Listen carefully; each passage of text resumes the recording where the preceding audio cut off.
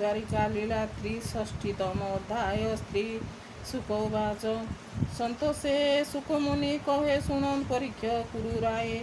एबे हो शुण नरनाथ कृष्णर लीला भागवत अवंतीपुरे भावग्राही विद्याव्रत नाम वे। दुर्योधनर विश्वासे प्रतिपालन निज देशे। मित्र बला जे कन्या सार भग्नी ए थिला ताहांकर ताहार स्वयंवर काले मिलिले नृपति सकले। गोविंद गले ताहा शुणी संगे जादव बल घेनी कन्यार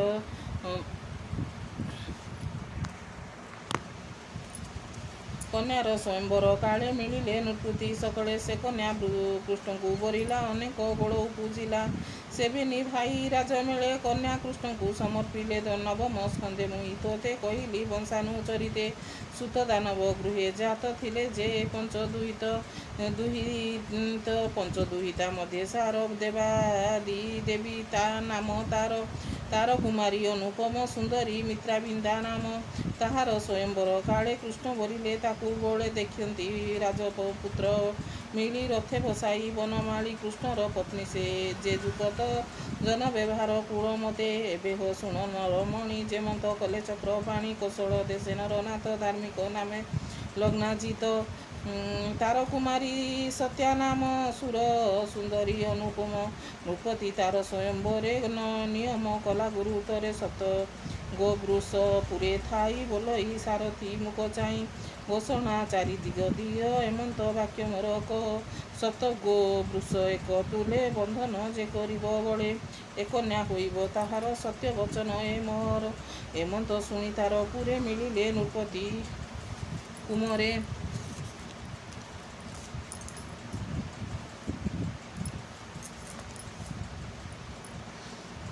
शपथ षण्ड मुख चाई सनिधे न पारंती रही। आग्राणे वीरगंध पाई कुटिल नयने अनाई। जलद प्रायनाद करे खोलंती वसुंधरा खुरे। विषम शृंग तीक्ष्ण खुर देखि भालिले सर्ववीर। वृषर कंधे कन्या लाभ एमंत शुणी पद्म नाम हरस मदन गोपाल। संग देखे निज दुर्बल मिलिले कौशल भुवने। देखि नृपति तोष मने गंध कुसुम उपहारे पूजिला। श्री गोविंद पयरे सुवन आसने बसाई बोइला कृष्ण मुख चाई। आज जीवन मोर धन्य देखिली प्रभु भगवान। सुर मुनि कुह गोचर शेष ब्रह्मांड ठाकुर। सृष्टि पालन संहरण तु आदि परम कारण। एमंत कृष्ण को पूजिला दुहिता तार पछे थिला। राजकुमारी कृष्ण चाही आनंद चित्ते विचार। पूर्वे मोहर तपजोगे साधिला अति पुण्य भागे। अग्निदेवता होई तुष सुफल करु मोर आस। से हरि पद्मपाद धूଳି ब्रह्मा शंकर शिरे बोली। बासव आदि देवताए नमंती चार पद्म पाए। स्वतंत्र सत्य पुण्य देहि लीला रे नाना रूप बही। अधर्म नासी पुण्य स्थापी निर्मल सूक्ष्म पुण्य रूपी। से हरि मोर पुण्य बळे तोष होई न विजय कले। अशेष ब्रह्मांडर पति से मोर हेउ निज पति। एमंत सुध भाव होई राजा बोइले कृष्ण चाई। भनाथ परम ईश्वर अनादि धर्म निराकार। परमानंद आत्मा तू ही जगते पुण्यमयी देई। जगत मोहन तो रूप स्वभावे मुहि जे अल्प। भनाथ शरण सोदर किंपा होइल मोर पुर।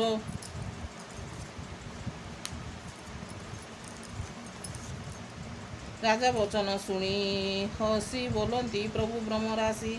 आनंदे बसिन आसने जलद गभीर वचने। शुण राजन चूड़ामणि क्षत्रिय जन्म धर्मवाणी। भिक्षा गहने निंदा पाई उभये लोक सुख नाही। तथापि तोर भाव बोई कन्या मागिबा से मुई। मिलिली तोर भुवने विविध कथा सर्वजने। आंभर कुल धर्म एहि विभान करु धन देई। कृष्ण वचन ताहा शुणी बोलई हृदय परिमाणी। भनाथ शुण दामोदर कन्या उचित तुम्भे वर। सकल गुण तार तहि तो तांगे कमला बसई। यदुवंशर तु ईश्वर गोविंद शुण मो उत्तर। राजा बल जानिबारे सत्य मु कली स्वयंवरे। शपथ षण्ड महाबली मोर पुरे बनमाली। शृंग जुगल तीक्ष्ण क्षीर दुर्गम दुष्ट महाघोर। देखिन ताहार बदन राजी भाजिले नृपति नंदन। संकल्प करिअछि मुहि घोषणा चारि दिगे देई। सात वृषभ बंदी कले ताहांकु कन्या देवी भले। सत्य वचन ए मोर बनात शुण दामोदर। तु जेबे बांधि पारु ଏହା निश्चय कन्या देवी बा।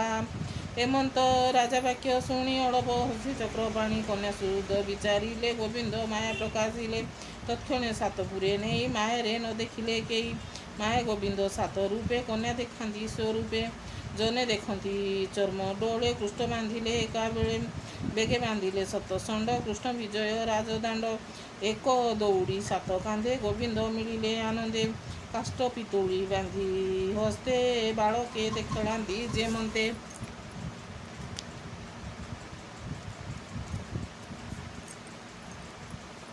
ଦେଖି ରସ ସର୍ବଜନ ଆନନ୍ଦେ କୌଶଳ ରାଜନ ତକ୍ଷଣେ ମିଳି ସର୍ବଜନେ ଉତ୍ସବ ରାଜାର ଭବନେ ବେଦ ଉଚିତ କର୍ମ ଘେନି ମଙ୍ଗଳ କଲେ କାମିନୀ ସେ ବର କନ୍ୟାକୁ କରି ଶୋଭା ଆନନ୍ଦେ କରାଇଲେ ବିବାହ ରାଜା କାମିନୀ ମିଳି ଧୀରେ ଅକ୍ଷତ ଦେଲେ ସେ କୃଷ୍ଣ ଶିରେ ଦୁଇତା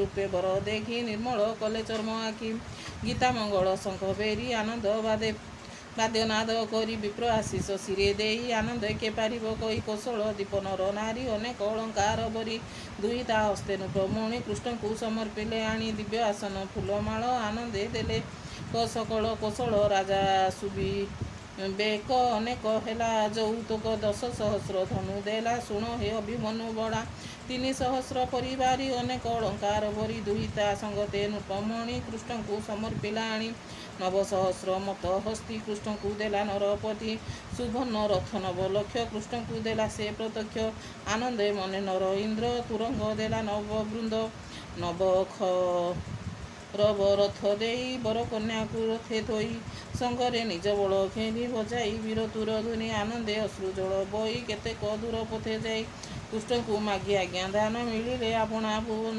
ଆନନ୍ଦେ ଦ୍ୱାରକାର ପଥେ ବିଜୟ କଲେ ଯଦୁନାଥେ ଅନେକ ନୃପତି କୁମର ଥିଲେ ଯେ କନ୍ୟା ସ୍ୱୟଂବର ସପ୍ତବୃଷକୁ ଯୁଦ୍ଧ ହାରି ମନେ କନ୍ୟାକୁ ଛନ୍ତି ବରି କନ୍ୟାକୁ ବଳେ ନେବୁ ଆଜ କିସ କରିବେ ଯଦୁଭୋଜ ଏମନ୍ତ କରି ସୁବିଚାର ପଥେ ଧାଇଲେ ଅତି ଖର